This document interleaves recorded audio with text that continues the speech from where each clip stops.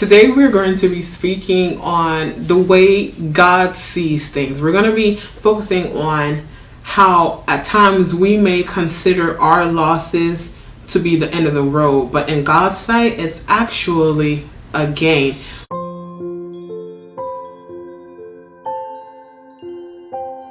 Welcome. Thank you so much for joining. Welcome back. I pray that everything is going well with you. We're not able to see what's going to happen tomorrow unless God decides to reveal it to us, but He always has a plan for us. Jeremiah 29:11 says that, "For I know the plans that I have for you, plans to give you hope, plans to give you a future, plans to do you no harm, plans to prosper you." And it also speaks in His word that before He put us in our mother's wombs, He knew us. Before He formed us, He knew us. So how much more so our current situation, what we're going through right now, the things that we've lost, the things that we felt the enemy stole from us, just different things that happen in our lives, even delays, as I spoke before in the word for March 2020. So I want to go ahead and get directly into this word, but before we get started, please don't forget to like, share, and subscribe. Go ahead and get into the word. Today we're going to be focusing on the book of Ruth. We're actually going to be reading chapters 1 through 4. I'm not going to go ahead and read the whole thing, but there will be verses and chapters that I do reference, and I'll be sure to leave the specific verses in the description box below. So let's go ahead and get started. So I wanted to go ahead and speak about this because this is a very peculiar situation. This is a very interesting situation, and the way that everything developed. If you do go back and you read the entire chapters, you read actually the entire book, you'll see how God was with both Ruth and Naomi. Just to backtrack, the story was basically that Naomi is the mother-in-law of Ruth. Ruth is her daughter-in-law. She was married to one of Naomi's sons. Naomi had two sons, and so what happened in chapter 1 of Ruth is that we see calamity happen. We see that the sons begin to die. Her two sons die, and we see the other brother die. The other son died. Naomi's son dies, and then we see Naomi's husband also dies. So Naomi is at a place of complete loss, and the only people that she has at the particular site where she is at this point in time is Naomi and Orpah. Orpah was the daughter-in-law to Naomi. So she married the other son, Naomi's other son. So there's a situation where Naomi is basically saying that she's going to go back to her homeland because she basically doesn't have anything there at the land that she's at right now. And so it's there's a decision that both Ruth and Orpah have to make. Naomi states, you don't have to go with me. You don't have to follow me. You don't need to go with me to a foreign land. Orpah decides to stay in Moab. This is where they were. And Ruth decides to journey back home with Naomi. Now, Ruth is in a foreign land. This is Naomi's homeland, but Ruth is in a foreign land. And Ruth basically doesn't have anybody else other than Naomi. So we're seeing that there's a certain love that's in the heart of Ruth towards Naomi. She loves Naomi as though that's her own mother. This is a sacred love. This is a love that we want to take note to. And what's interesting about this story is that we see how God provided for them even in the midst of their loss, how they remained faithful. They still continue to seek out God. Ruth remained faithful to Naomi. Ruth continued to take care of Naomi, even though her husband, who was Naomi's son, had passed away. And this is something that God took note of. What I want to focus on in particular in regards to this particular word is, number one, how God continued to provide for them. Number two, how Ruth remained faithful to Naomi. Number three, how she traveled to foreign land. Number four, how she put herself on the line to go and work at a position. She put herself on the line to go and work in the field to glean the corn in a foreign land amongst servants of someone whom she did not even know. And then we're going to see number five, how this person on the land where she is gleaning this corn is actually Boaz. He ends up being kinsman to Naomi. So he's basically related to Naomi. And I want to go ahead and focus on chapter 3 going into chapter 4, because I want you to be able to see what is going on and how everything transpired. Now, sometimes in life we expect for things to have a fairy tale ending, especially us as women. If we were born in the States, we grow up watching movies, watching television shows, and everybody wants to be a princess. Everybody wants that glamorous wedding. Everybody wants that glamorous marriage, right? Everybody wants to be in a good relationship. Everybody wants their Prince Charming. This is also very true, right? But our ways, they're definitely not God's ways. His thoughts, definitely not our thoughts. His plans, definitely not our plans. Ruth had no idea what was coming before her. She had no idea what God was about to do. She had no idea the blessing that was going to come to her for her suffering and for her remaining faithful. So let's go ahead and get into the books of Ruth chapter 3 through 4. Then Naomi, Ruth's mother-in-law, said to her, "My daughter, I must find a suitable home for you. That would be good for you. Now Boaz is our close relative. You worked with his women servants. Tonight he will be working at the threshing floor. Go wash yourself and put on perfume. Change your clothes and go down to the threshing floor. But don't let him see you until he has finished eating and drinking. Then he will lie down. Watch him so you will know the place where he lies down. Go there and lift the cover off his feet and lie down. He will tell you what you should do. I will do everything you say." So Ruth went down to the threshing floor. She did all her mother-in-law told her to do. After eating and drinking, Boaz was feeling good. He went to lie down beside the pile of grain. Then Ruth went to him quietly. She lifted the cover from his feet and lay down. About midnight, Boaz woke up suddenly and rolled over. He was startled. There was a woman lying near his feet. Boaz asked, "Who are you?" She said, "I am Ruth, your servant girl. Spread your cover over me because you are the one who was to take care of me." Then Boaz said, "The Lord bless you, my daughter. Your kindness to me is greater than the kindness you showed to Naomi in the beginning. You didn't look for a young man to marry, either rich or poor. Now, my daughter, don't be afraid. I will do everything you ask. All the people in our town know you are a very good woman. And it is true, I am a relative who was to take care of you. But there is a man who was a closer relative to you than I. But stay here tonight. In the morning, we will see if he will take care of you. If he decides to take care of you, that is fine. If he refuses to take care of you, I myself will marry you. Then I will buy back Elimelech's land for you. As surely as the Lord lives, I promise to do this. So lie here until morning." We're at verse 14 now. So Ruth lay near his feet until the morning. She rose while it was still too dark to be recognized. Boaz said to his servants, "Don't tell anyone that the woman came here to the threshing floor." Then Boaz said to Ruth, "Bring me your shawl. Now hold it open." So Ruth held her shawl open, and Boaz poured 6 portions of barley into it. Boaz then put it on her back, and she went to the city. Ruth went to the home of her mother-in-law, and Naomi asked, "How did you do, my daughter?" Ruth told Naomi everything that Boaz did for her. She said, "Boaz gave me these 6 portions of barley. He said, 'You must not go home without a gift for your mother-in-law.'" Naomi answered, "Ruth, my daughter, wait until you hear what happens. Boaz will not rest until he has finished doing what he should do this day."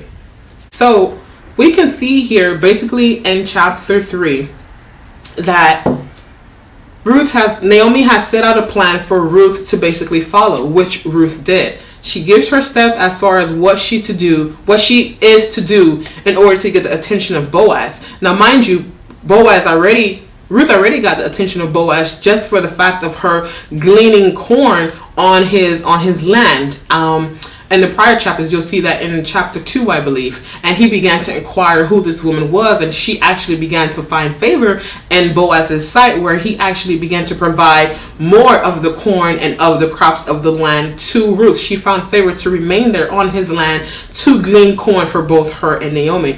So Ruth has gone into a place of working to provide for both her and her mother-in-law. Now, mind you, her husband has passed away, but she considered Naomi so much so as her own mother that she is still laboring to work to provide for the both of them. Now, mind you, she is not from this land. She's from Moab, and now she's traveled with Naomi to her homeland, where she's now working for Boaz on his land, gleaning corn. We can see here in this story how Naomi has a thought. Naomi says, well, I have to provide a home for you. Naomi is old. She's an old age. She's a senior, and she's not really able to provide for Ruth. And during that time, the men were basically very, well, it still is to this time, but the men were very hands-on. They were responsible for assisting with the home. They were responsible for providing, as much so as it is today, in some homes still at this time. So we're seeing here that Ruth follows through with this plan that Naomi has given her, which is quite odd because she goes to lay down at the feet of Boaz. This was a way of showing a man back in those days that a woman considered him. Now, this is a form of modesty, a modest way of being able to show herself that she's available and that she is seeking for Boaz to care for her. And he's a respectable man, and he's such an honorable man that even though he sees Ruth laying at his feet, he doesn't basically bring her into the home. He doesn't do anything, or he doesn't defile her. He respects it, and he respects her, and he wants to continue with going in a godly manner of being able to ascertain Ruth as a wife. Now, why is this portion of the word so critical? This is so critical because we see here that God was with Ruth and Naomi, and we see here that Ruth was seeking out provision. She was seeking out a man to marry her, but she did not stay in a place where she was comfortable. She got out of her comfort zone in order for God to be able to move in her life, in order for God to give her that what she's looking for. Sometimes we often stay in our comfort zone, and when we stay in our comfort zone, it sort of limits God as to what he can do. If we're used to seeing the same thing over and over and over again, we're used to doing the same things over and over and over again, which is the definition of insanity, doing the same thing over and over again and expecting something to change. We're not going to see anything change. We have to get out of our comfort zone. Now, this story is not solely off of the basis of just marriage. This is also with anything in general in our lives. Sometimes we want a change to come, but we don't want to step out of that territory that we're in. We don't want to get out of our comfort zone in order for us to be able to see something new, in order for us to be able to produce something new. Now, if we're on a land that is not producing good fruit, why would we expect to ascertain or to obtain good fruit from a land that is not producing anything good? When she left the land that was producing nothing but death, that was producing bad fruit, when she traveled and she got out of her comfort zone and she said, you know what, I'm going to go and move by faith. When she moved out of her comfort zone into a place of being discomforted and trusting in God that he was going to make a way, that he is the way, that he was going to provide, it is then that we see after her suffering, it is then that we see after her coming out of her comfort zone, that we see the hand of God move so mightily in her life. And this is only just her moving off of the knowledge of the wisdom that Naomi had. Oftentimes we want to pursue certain things and stay in the same manner of doing things, but God sometimes wants to do something new. We want to remain religious. We want to do the same thing over and over and over again. We don't want to break free from off of the old so that God could be able to usher us into the new. Our lives losses are oftentimes gains in the sight of God. Our losses is actually something that God has allowed to happen so that we could be able to gain the very thing that we were inquiring of him to do for us, that we were seeking for him to do for us. Sometimes God has to strip us. Sometimes he has to remove us from the things of old in order to usher us into our destiny, that which is new, so that we may be able to see the fullness thereof of who Jesus Christ is.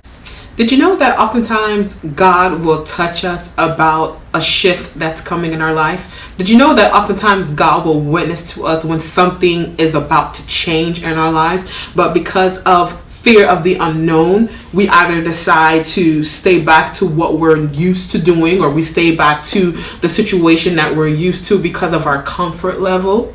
And oftentimes the flesh is used to doing the things of old. The flesh reapeth no good thing. The flesh doesn't reap anything good but death. So it loves to stay connected to death. But God is life, and he wants to bring us to life. He wants to remove us he wants to break us from curses. He wants to break us from generational curses. He wants to give us liberty, for he's done that for us on the cross. He wants to be able to free us from going in the same pattern. He wants to break the cycle of us going around walking in the same pattern in the desert. He wants to break that generation of curse of disobedience, that generational curse of having a hardened heart, of being hard, of not wanting to do the thing that God is calling to do because it seems to be hard, because it seems as though we're losing something. But in Jesus, we know that we're only gaining. Whatever we consider to be our losses in the natural, in the sight of God, is actually a gain. Amen. So we see here that Ruth goes and does something to us now in this day that appears to be very unorthodox. Now, I don't know about you, but I don't think that I would have gone and laid down on the ground by a man's feet for him to take notice of me. In certain situations and certain aspects of today and this world, we do it. It may not look the same the way that it looked in this chapter, but in a different form, in a form of revelation. If we want to change it and look at Revelation, we do the same thing. And I can speak for myself as a woman. We may do the same thing that Ruth did to get the attention of a man, for him to notice us.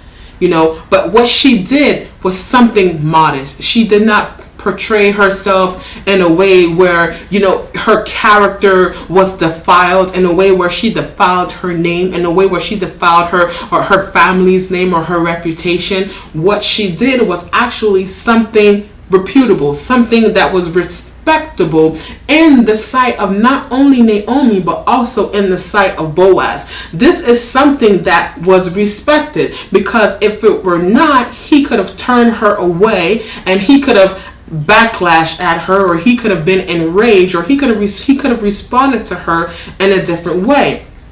And oftentimes we lack to seek wisdom from people that has already been there. Ruth didn't have to listen to Naomi. She could have said in her mind, Naomi, you tripping. I'm not sleeping on the floor beneath another man's feet so he could take notice of me. How about I just dress up in a certain type of way, put on some perfume, fix up my hair, wear something that I know that's going to get his attention. But because he was a kinsman to Naomi and they walked in the order of the things of God, Naomi had a knowledge and a wisdom of what to do to get the attention of true men of God. She knew what to tell Ruth in order for her to get the attention of Boaz. Just what she did already on his land, gleaning the corn, already got his attention. But this was just the next step for him to be able to see, okay, well, you know what? This must be a good woman. And he said it out of his own mouth. Everyone here in the town knows that she is a good woman. She had virtuous characteristics that allowed Boaz to be able to notice her in a godly perspective. So we have to ask ourselves, are we portraying God when we're doing certain things, when we're speaking, when we're asking, when we're seeking for God to bring us a mate, when we're seeking for that spouse? Are we aligned to the word of God? Are we being faithful in God so that he could trust us with being able to give us a spouse? Are we being able to hold to the word of God despite calamity that takes place in our lives? Are we able to trust in God despite different things that may manifest in our lives, despite the hardships? Are we still seeking out God, or have we decided to stay in our old mess like Orpah did? Do we want to stay in the same thing? Do we want to stay in the place of death? Do we want to stay where there is no good fruit manifesting because that's our comfort zone, because we don't want to break free from out of our comfort zone? We see here now, because Ruth listened to the steps of Naomi and she honored every single thing that this elder basically told her to do, because she's been there and she's done that. We see now that Boaz has such a respect that she did not end up leaving where she was with Boaz without anything. He gave her something to go back to Naomi to give her as a gift for them to be able to have something to eat. And he respected her so in such a way that he told his maidservants, do not tell anyone that there is a woman here on this threshold, because if anyone may have heard that, they may have said, okay, well, why is she laying on the floor near this man? They may have said that she was trying to be fast. They may have said that she was trying to be thirsty, whichever word you want to use for the terminology of these days. But because of the respect for God in Boaz's heart towards Ruth, towards Naomi, he told his maidservants to be respectful and not mention that she was even there, because rumors would have been spread throughout the whole entire land. I want to go ahead and touch chapter 4, and we're going to go ahead and read that, and I want to go ahead and expound on that just a bit. So we're going to read chapter 4, and just to take note that I'm actually in the International Children's Bible, because it breaks it down just a bit. I'm not King James versions today. Today we're in the International Children's Bible. So let's go ahead and go to chapter 4. And it reads, Boaz went to the city gate. He sat there until the close relative he had mentioned passed by. Boaz called to him, come here, friend, sit down here. So the man came over and sat down. Boaz gathered 10 of the old men who were leaders of the city. He told them, sit down here. So they sat down. Then Boaz spake to the close relative. He said, Naomi has come back from the country of Moab. She wants to sell the piece of land that belongs to our relative Elimelech. So I decided to say this to you. If you want to buy back the land, then buy it. Buy it in front of the people who live here and in front of the elders of my people. If you don't want to buy it, tell me. I am the only person after you who can buy back the land. If you don't buy it back, I will. And the close relative said, I will buy back the land.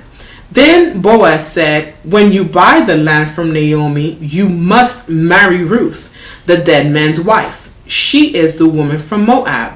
That way, the land will stay in her dead husband's family.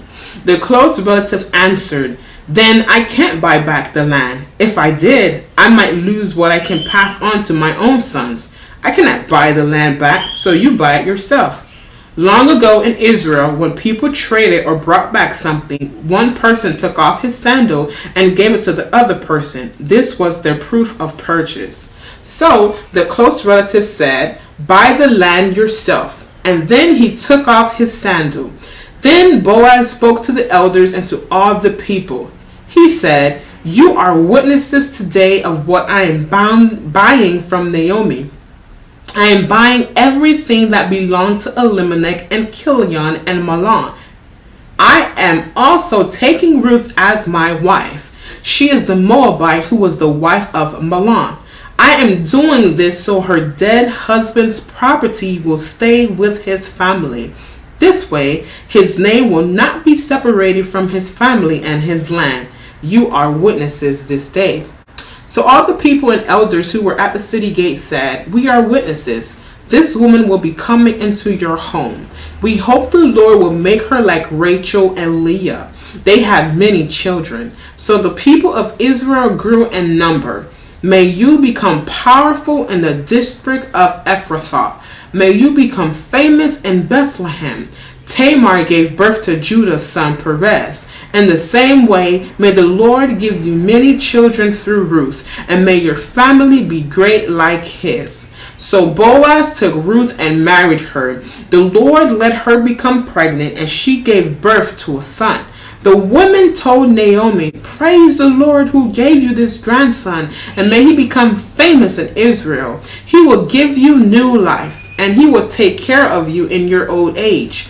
This happened because of your daughter-in-law.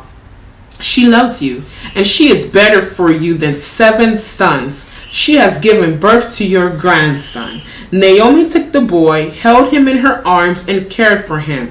The neighbors gave the boy his name. These women said, "This boy was born for Naomi." The neighbors named him Obed. Obed was Jesse's father, and Jesse was the father of David. And amen. Very powerful. So we're seeing here that Boaz continued the work that he said that he was going to do. He told Ruth, "Hold on, let me do this in an orderly fashion. I can't give you an answer right now and tell you that I'm going to marry you." He wanted to do it in an orderly fashion. Boaz was a man of honor, of respect towards God. He was an honorable man. He was a good man towards God. Even though he may have been in his old age, he was an honorable man. And so he wanted to do everything in peace and in order. So he sought out the relative that should have been next in line to be able to marry Ruth, to be able to buy this land of her dead husband, Elimelech. So he went and he sought him out along with the rest of the elders, and he presented his plans to them. He said to this relative, he said, "Listen, if you want to buy this land, go ahead and buy it." And then we see that the relative says, "Okay, I'm going to buy it." But then as soon as Boaz said, "There's a condition. If you decide to buy this land, you have to also marry Ruth, who is the widow of Elimelech."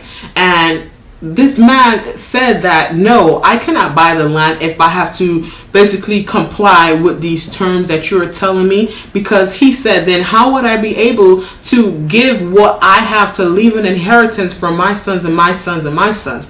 And so this was an open door for Boaz to get to the okay to go ahead and proceed with the plans that he was seeking to do in order to marry Ruth. So God's hand was in this, even though it looked like it was unorthodox.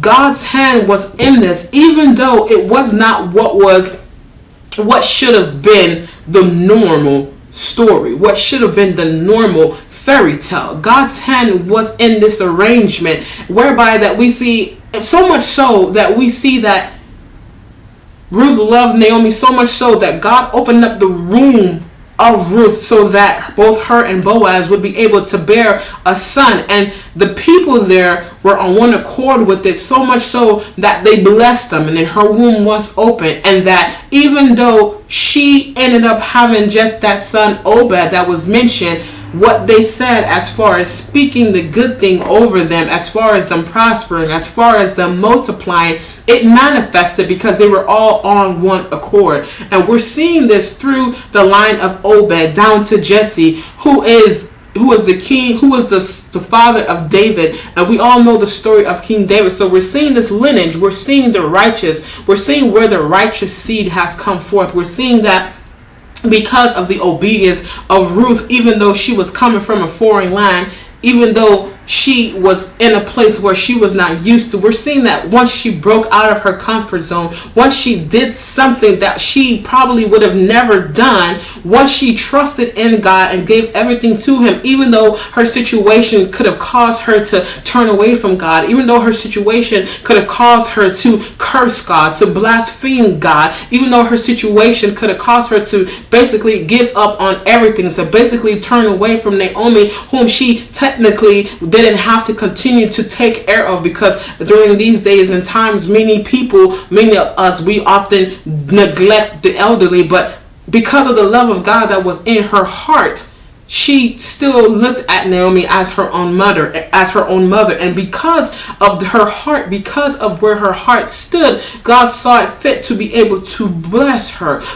in such a way where she was not even seeking to be married. She was not even seeking for a man to cover her, for a man to protect her. She was trying to be able to do the role, to play the same roles that her husband or Naomi's sons were able to do in the home, so that she could be able to provide for both her and Naomi.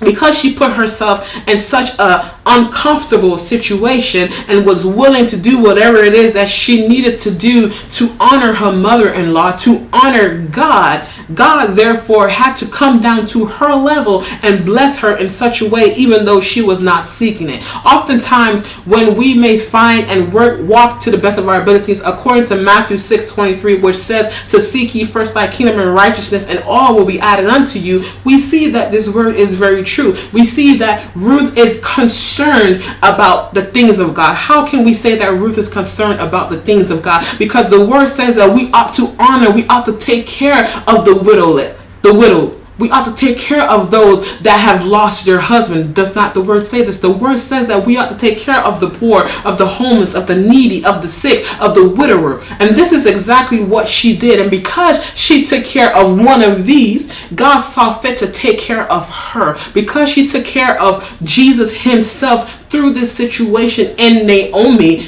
God saw fit to be able to take care of her when she was not even seeking for such a blessing. She was not seeking for her husband. She was about kingdom business. She was about doing the will of God. She was about keeping her mind focused and trusting in God that he was going to make a way, and trusting in God that he was going to open the door. And because she trusted God on such a level, in such a way, God was then able to come down and bless not just her, but bless her womb, bless her mother-in-law, and bless even her dead husband, because now his land continued to remain, his name continued to remain in the land through the purchase of Boaz, and through him marrying Ruth, his name still was able to stand. Now this is something that Boaz did not have to do, and so that he is such an honorable man that he went and purchased the land that once belonged to this dead man, because this was his wife, who is now a widow because he passed away. We see the honor, we see the reverence in the heart of Boaz. We see the reverence and the faithfulness in the heart of Ruth, that it moved God in such a way that he had to move, in such a way that everybody came on agreement with the marriage, in such a way that God even caused good fruit to bear out of their womb, to come forth from out of their loins. God blessed their union. God blessed their marriage. He blessed their family. He blessed them so much so that he found it righteous. He found it to be good for the father of Jesse, who is the father of King David, whereby we see the lineage of Jesus comes from. We see that God honored it. We see that even though Naomi and Ruth lost so much, God considered that loss to be gain. You may think right now that you've lost so much. You may think right now that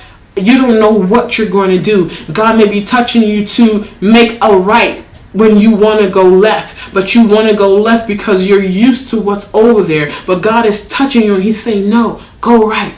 Go right. He's speaking to you. He's unctioning you. He's telling you to go right. But you're like, God, I don't know what's over there. God, I don't know if I'm going to be accepted. God, what are they going to think of me? How are they going to treat me?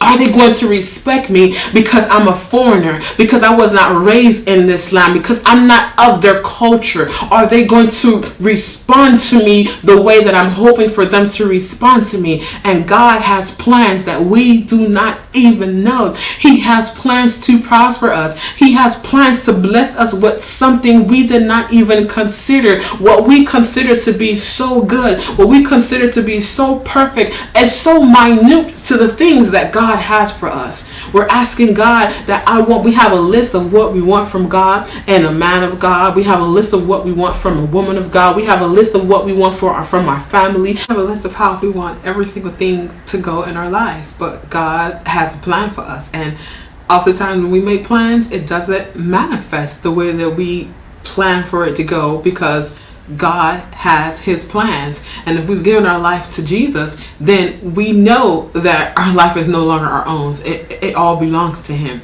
Our plans, everything belongs to him. We have to get out of our comfort zone. We have to trust God with the very things we're asking him to give us, that when we inquire of him of certain things, that it's already ours by faith. But we still have to move in action. Just because we pray to God, just because God says that he's our provider, just because he says that whatever we ask of him in prayer he will do, we still have to take certain steps in order for us to get these things that we're seeking for us to do. If we're staying around the same group of people, if we're going to the same places, seeing the same people, but we're seeking for God to bring us a mate, we're seeking for God to bring us a spouse, how are we going to get that spouse if we're just doing the same thing over and over and over again? We're going to the same places. We're not going out and fellowshipping. We're not going out and mingling to meet different people. How are we going to expect God to bring the man of God for us? We think it's just going to fall in our lap, that he's just going to knock on our doors and it's just going to manifest. Not saying that that can't happen, but we have to be able to take the necessary steps that we need in order to get the things that we're seeking for God to give us. We have to be able to act as well. A part of faith requires us having to move in action. It's not just us having faith and us believing that God is going to do and knowing that God is going to do. We have to be able to step outside of our comfort zone in order for us to be able to obtain certain things. In order for you to get your college degree, you have to go through school. In order to do that, you had to register, you had to apply for financial aid, you had to go to your classes, you had to do your homework, you had to turn in your assignments, you had to do your projects, your teacher had to grade your papers, you had to listen to lectures, you had to study. So it's the same way. We may pray and ask God for certain things and God says, okay, I'm going to honor your prayers, but we have to move in the act. We cannot use God as a crutch and say, okay, well, God says he's going to do me this, give me this, and then just sit down and don't move in action in order for us to get the very things that we're asking God to give us. No, it doesn't work that way.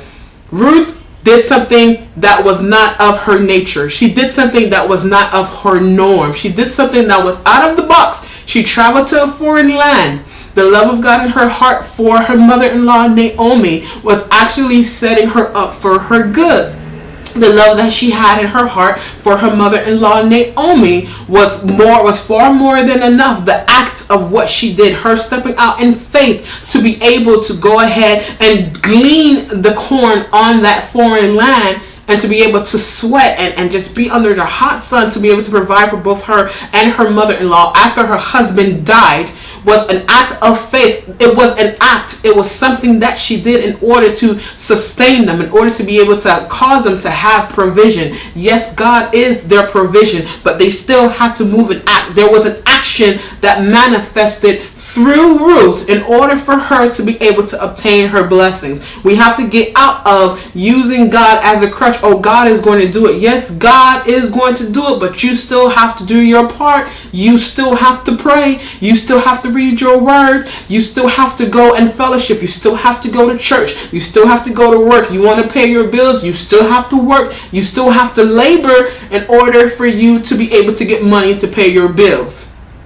Ruth stepped out in faith. The act of love in her heart caused her to do something that she probably would have never done if she remained in her old situation, if she remained in Moab, if she remained with her sister Orpah. She probably would have obtained the mindset that Orpah had and probably just totally forgot about her mother-in-law Naomi and went to go marry somebody else, and probably would not have received the blessing of being able to marry Boaz because she got out of her comfort zone. We have to get out of our comfort zone. We cannot use God as a crutch anymore. We have to be able to know that once we're asking God for something, we have to move in an act of faith in order to receive the things that we're asking God for. And even as we seek his kingdom and righteousness, all shall be added unto us.